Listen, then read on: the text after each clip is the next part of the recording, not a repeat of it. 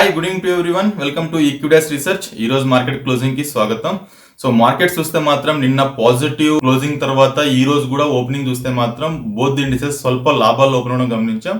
Nifty చూస్తే around 24,398 దగ్గర 67 points gap up తో, అలాగే బ్యాంక్ నిఫ్టీ విషయానికి వస్తే 56,114 దగ్గర అరౌండ్ ఒక 130 పాయింట్స్ గ్యాప్ అప్ తో ఓపెన్ అవడం గమనించాం. బట్ ఈ రోజు చూస్తే మాత్రం చాలా వోల్టాలిటీ అండ్ థిన్లీ ట్రేడ్ గా జరగడం మనం గమనించాం. సో నిఫ్టీ చూస్తే అరౌండ్ ఒక 150-160 పాయింట్స్ 100 పాయింట్స్ అబరేషన్స్ లో ట్రేడ్ అవడం గమనించాం. బ్యాంక్ నిఫ్టీ విషయానికి వస్తే అరౌండ్ ఒక 330-340 పాయింట్స్ అబరేషన్స్ లో ట్రేడ్ అవడం మనం గమనించాం.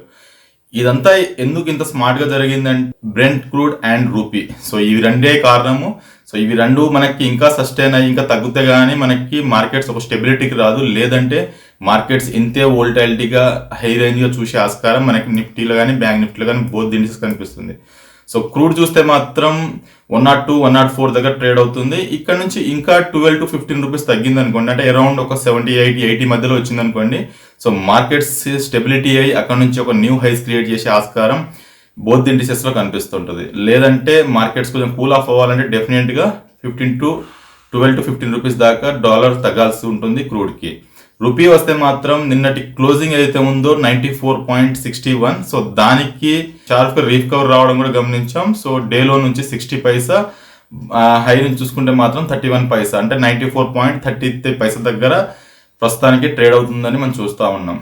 సో డౌ జోన్స్ కును నిఫ్టీకి కంపేర్ చేసుకుంటే మాత్రం లాస్ట్ 1 year లో డౌ జోన్స్ చూస్తే మాత్రం 22% రిటర్న్స్ ఇచ్చింది. మన నిఫ్టీ చూస్తే మాత్రం 0, because of FIs huge selling కారణంగానే మన మార్కెట్స్ అంత యాక్టివిటీకి కానీ అలా పాజిటివ్ బయాస్తో కానీ ట్రేడ్ అవ్వడానికి చాలా అనుసరం చూపిస్తుంది. బట్ లాస్ట్ 5 years లో కంపేర్ చేసుకుంటే మాత్రం డౌ జోన్స్ కును మనకి 44% డౌ జోన్స్ ఇస్తే మన మార్కెట్ 64% రిటర్న్స్ ఇవ్వడం మనం గమనించాం నిఫ్టీ. సో ఇలాంటి మూమెంట్స్ అనేది బోత్ ఇండిసెస్ లో కనిపిస్తుంటే కంపేర్ గ్లోబ్ తో కానీ మనతో చూసుకుంటే మాత్రం సో రానున్న రోజుల్లో మన మార్కెట్స్ కూడా ఇంకా అవుట్ పెర్ఫార్మెన్స్ చేసే ఆస్కారం అనేది మనకి క్లియర్ గా కనిపిస్తా ఉంది అప్పర్ సైడ్ మూమెంట్స్ కి. సో మన నిన్న రిజల్ట్స్ కూడా చాలా బాగా పాజిటివ్ గా పోస్ట్ చేశారు. Like Greaves cotton, Meesho, సిజీ power, Radico Ketan లాంటి స్టాక్స్ లో మంచి రిజల్ట్స్ రావడంతో మన మార్కెట్స్ మార్నింగ్ బోత్ ఇండిసెస్ లాభాల్లో ఓపెన్ అవడం మనం గమనించాం. నిఫ్టీ చూస్తే మాత్రం ఒక డోజీ క్యాండిల్ ఫార్మేషన్ రావడం మనం గమనించాం. సో అరౌండ్ ఒక 360 పాయింట్స్ అబ్రేషన్స్ లోనే ట్రేడ్ అని చెప్పుకోవాలి. సో మనకి డెఫినెట్ గా సపోర్ట్స్ అయితే లో నుంచి మారిపోయాయి. సో 23,887 దగ్గర బాటమ్ ఉన్న నిఫ్టీ కాస్త ఇప్పుడు స్ట్రాంగ్ సపోర్ట్ 24,000 మార్క్ వచ్చింది. బికాస్ ఆఫ్ ఎందుకు వచ్చింది అంటే ప్రస్తుతానికి రేంజ్ ని బ్రేక్ చేస్తూ హయ్యర్ సైడ్ వెళ్ళింది కాబట్టి, సో మేబీ ఇక్కడ నుంచి ఇంకా హై సైడ్ పొటెన్షియల్ ఉండే ఆస్కారం మనకి నిఫ్టీ కనిపిస్తా ఉంది. 24,284 ఈ రోజుల్లో అదొక స్ట్రాంగ్ సపోర్ట్ ఉంటుంది. మేబీ దాన్ని బ్రేక్ డౌన్ చేస్తే మాత్రం 24,060 వరకు 20 DM బార్ వాల్యూ కనిపిస్తుంది. స్ట్రాంగ్ సపోర్ట్ ఉండే ఆస్కారం నిఫ్టీలో కనిపిస్తా ఉంది. హైయర్ సైడ్ రెసిస్టెన్స్ పాయింట్ చూసుకుంటే మాత్రం 24,482 ఫస్ట్ రెసిస్టెన్స్, అండ్ అది అధిగమిస్తే మాత్రం 200 DM బార్ వాల్యూ ఏదైతే ఉందో 24,742. సో అక్కడ దాకా వచ్చే ఆస్కారం మనకి బ్యాంక్ నిఫ్టీలో క్లియర్ గా కనిపిస్తా ఉంది. సో బ్యాంక్ నిఫ్టీ అయితే మొన్నటి వరకు అండర్ పెర్ఫార్మెన్స్ చేస్తున్న బ్యాంక్ నిఫ్టీ నిన్న ఒక 1,300 పాయింట్స్ ర్యాలీ తర్వాత సో ఇది ఎక్స్ట్రీమ్లీ అవుట్ పెర్ఫార్మెన్స్ చేసే ఆస్కారం మనకు కనిపిస్తుంది. సో ఈ రోజు చూస్తే మాత్రం high volatility. So first half లో అయితే 100 పాయింట్స్ అబరేషన్స్ లో ట్రేడ్ అవుతున్న బ్యాంక్ నిఫ్టీ ఒక్క స్పైక్ ఇచ్చింది, అరౌండ్ 300 పాయింట్స్ ప్లస్కి వెళ్ళి అక్కడ నుంచి హై వోల్టాలిటీ చూసాం. అంటే 330 points high volatility with choppy trade లాగానే కనిపించింది ఈ రోజు బ్యాంక్ నిఫ్టీ. సో నిన్నటి ర్యాలీకి ఈ రోజు భిన్నంగా అవుట్ పెర్ఫార్మెన్స్ చేయలేకపోయిందని చెప్పుకోవాలి. కమింగ్ డేస్ లో సపోర్ట్ రెసిస్టెన్స్ చూసుకుంటే మాత్రం ఫస్ట్ స్ట్రాంగ్ సపోర్ట్ 55,518, అది 20 DM bar value. Higher side resistance మాత్రం 56,592. సో ఇది స్ట్రాంగ్ రెసిస్టెన్స్ పాయింట్ ఉండే ఆస్కారం. బోత్ ది ఇండిసెస్ కి 200 DMA చాలా క్రిటికల్ గా మారిపోయింది ఇప్పుడు. సో అలాంటి 200 DMA దగ్గర వచ్చినప్పుడు మాత్రం నిఫ్టీ డిమాండ్ జోన్ లో ఉంటుంది కాబట్టి కొంచెం హడల్ లాగా ఉంటుంది. బట్ అది బ్రేక్అవుట్ చేస్తే మాత్రం సాలిడ్ రిట్రేస్మెంట్ వచ్చే ఆస్కారం మనకి కనిపిస్తుంది. సో మనకి ఈరోజు చూసుకుంటే మాత్రం డిఫెన్స్ సెక్టర్ చూస్తే లాస్ట్ 1 year లో 30% రిటర్న్ రావడం మనం గమనించాం. సో ఇలాంటి యాక్టివిటీ ఉన్న సెక్టార్స్ ని మనం పికప్ చేసుకుంటే సో రానున్న రోజుల్లో ఇంకా హయ్యర్ సైడ్ వెళ్ళే ఆస్కారం ఎక్కువ చూసే ఆస్కారం కనిపిస్తుంది. సో ఇండియాకి ఇది బిగ్గెస్ట్ షిఫ్టింగ్ డేలా మారుకోవచ్చు. సో మనకి ఆపరేషన్ సింధూర్ ఏదైతే ఉందో అప్పటి నుంచి చూసుకుంటే మాత్రం డిఫెన్స్ సెక్టర్ చాలా బాగా ర్యాలీ రావడం. సో ఎంటాక్ టెక్నాలజీ 351% ర్యాలీ అనేది మనకి ఇచ్చింది. అపోలో మైక్రో చూస్తే 160% ర్యాలీ చూడగలిగాం. సో డైనమాటిక్ టెక్నాలజీ చూసుకుంటే 95% ర్యాలీ చూసాం. Bharat forge 72%, జిఎస్ఆర్ఈ 65%, BEL 41%.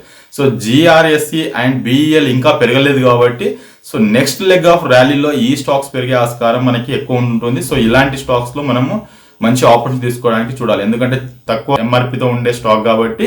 సో ఇలాంటి స్టాక్స్ని పికప్ చేసుకుంటే మాత్రం రానున్న రోజుల్లో జిఆర్ఎస్సి అండ్ బిఈఎల్ ఇక్కడ నుంచి 3 బ్యాగర్స్ అయ్యే ఆస్కారం కూడా మనకు కనిపిస్తూ ఉంది.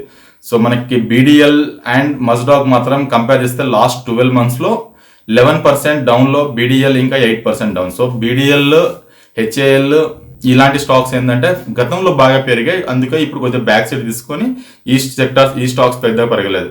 సో మనకి బడ్జెట్ 2026లో కూడా దీనికి డిఫెన్స్ సెక్టార్కి మంచి అలొకేట్ చేశారు. 7.85 lakhs crores ఫండ్ కూడా దీనికి అలొకేట్ చేశారు. సో దాని నుంచి మనం మొదలు పెట్టుకుంటే మాత్రం బడ్జెట్ తర్వాత నుంచి ఈ రోజు వరకు తీసుకున్న 15% ర్యాలీ అనేది కూడా మనం ఈ డిఫెన్స్ సెక్టర్లో చూడగలిగాం. సో డెఫినెట్గా ఇక్కడ నుంచి ఇంకా హై ప్రయారిటీ ఉండే ఆస్కారం మనకు ఉంది కాబట్టి డిఫెన్స్ సెక్టార్లో. సో డెఫినెట్గా ఇక్కడ ఒక ఆపర్చునిటీ తీసుకొని హయ్యర్ సైడ్ ఇంకా ఎక్కువ మూవ్ చేయడానికి ట్రై చేయాలని నేను అనుకుంటున్నా. సో ప్రతిసారి డిఫెన్స్ సెక్టార్లో ఏదైనా డిప్ వస్తే మాత్రం డెఫినెట్గా ఒక ఆపర్చునిటీ తీసుకొని హయ్యర్ హైస్ ఫార్మేషన్లో ఉంది కాబట్టి మనకి ఇంకా ఫర్దర్గా మూవ్ అయ్యే ఆస్కారం కనిపిస్తుంది.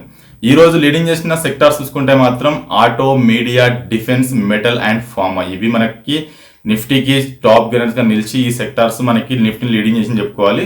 సో బ్యాక్ సైడ్ తీసుకున్న సెక్టార్ చూసుకుంటే మాత్రం FMCG, IT, PSUs and consumer durable లాంటి స్టాక్స్లో మనకి నష్టాల్లో చూడడం మనం గమనించాం. Mid cap and small cap చూసుకుంటే మాత్రం మళ్ళీ అరౌండ్ 1% దాకా ర్యాలీ అనేది బోత్ ది ఇండిసెస్లో ఈరోజు చూడగలిగాం. సో ఈరోజు 52 weeks హై ఉన్న స్టాక్స్ చూసుకుంటే మాత్రం ఫినోలెక్స్ కేబుల్ ప్రస్తుతానికి 1084 దగ్గర ట్రేడ్ అవుతుంది. సో ఇక్కడ నుంచి 4% ర్యాలీ చూడగలిగాం. సో మేబీ ఏదైనా ఫర్దర్గా డిప్ వస్తే మాత్రం 1000 కానీ 995 ఆ లెవెల్స్ వస్తే మాత్రం ఒక ఆపర్చునిటీ తీసుకోవచ్చు ఎడ్యుకేషన్ పర్పస్ కోసం. సిజీ పవర్ అయితే ఎక్స్ట్రీమ్లీ అవుట్ పెర్ఫార్మెన్స్ చేసింది చెప్పుకోవాలి, మంచి రిటర్న్స్ ఇవ్వడం కూడా మనం చూస్తున్నాం. క్వార్టర్ రిజల్ట్స్ నెంబర్స్ని కూడా అలొకేట్ చేసింది. 868 దగ్గర ట్రేడ్ అవుతా ఉంది ప్రస్తుతానికి 5% ర్యాలీతో. సో మేబీ ఈ స్టాక్లో కూడా 802 ఆర్ 756 ఆ లెవెల్ వస్తే మాత్రం ఎడ్యుకేషన్లో మంచి బయింగ్ అవుతుంది. సో లాస్ట్ 2 days నుంచి కంటిన్యూస్గా పెర్ఫార్మెన్స్ అవుతుంది కాబట్టి ఇక్కడ నుంచి నెక్స్ట్ 1 quarterలో 1000 నుంచి 1156 దాకా వెళ్ళే ఆస్కారం కూడా మనకి సిజీ పవర్ స్టాక్లో కూడా కనిపిస్తూ ఉంది. So both indices buy and dip స్ట్రాటజీలోనే ఉన్నాయి యాజ్ ఆఫ్ నౌ. సో 200 DMAని అధిగమిస్తే మాత్రం డెఫినెట్గా ఫ్రెష్ లెగ్ ఆఫ్ ర్యాలీ అనేది బోత్ ఇండిసెస్ చూసే ఆస్కారం ఉంది కాబట్టి సో ఎవ్రీ డిప్లో ఒక ఆపర్చునిటీ తీసుకోమని ఇట్స్ ఎ గుడ్ సైన్ నా అభిప్రాయం. That's all for today. Thank you for watching equities research.